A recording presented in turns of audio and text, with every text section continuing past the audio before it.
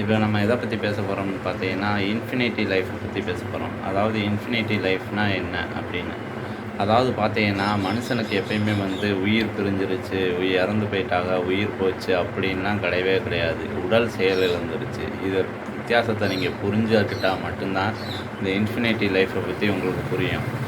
அதாவது பார்த்தீங்கன்னா, இந்த உடலை நீங்கள் இளமையாக எவ்வளோ காலம் இளமையாகவும் ஆரோக்கியமாகவும் வச்சுருக்கீங்களா? ஒரு 4000 வருஷம் கூட வச்சுக்கோங்க. வச்சுருந்தா நீங்கள் 4000 வருஷம் உயிரோடு இருப்பீங்க. ஏன்னா இந்த உடலோட செயல் இழப்பு தான் நீங்கள் இறந்து போயிட்டதா சொல்கிறீங்க. மற்றபடி உயிர் உங்களை விட்டு பிரிஞ்சிருச்சு அப்படின்னு சொல்கிறதெல்லாம் ஒரு பொய்யான கதை. இந்த உடலோட ஆரோக்கியம் தான் உங்களோட இன்ஃபினிட்டி லைஃப். அதாவது உங்களால் இந்த உடம்பை எவ்வளோ காலத்துக்கு நல்லபடியாக வச்சுருக்க முடியுமோ அந்த அளவுக்கு அந்த காலம் வரைய உங்களால் உயிர் வாழ முடியும்.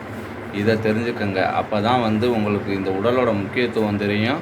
உங்கள் லைஃப்னால் என்ன, அதாவது இறப்பு அதாவது இன்ஃபினிட்டியாக ஒரு மனுஷன் இருக்க முடியாதுங்கிறது வேறு. ஆனால் அதுக்கு ரீசன் என்ன அதை தெரிஞ்சுக்கலாம். ஓகேவா? யாருக்குமே உயிர் பிரிகிறது கிடையாது, உடல் செயலிழக்கிறது. இந்த விஷயத்தை சரியாக புரிஞ்சுக்கிட்டால் உங்கள் லைஃப் பார்த்தீங்கன்னா நல்லபடியாக இருக்கும்.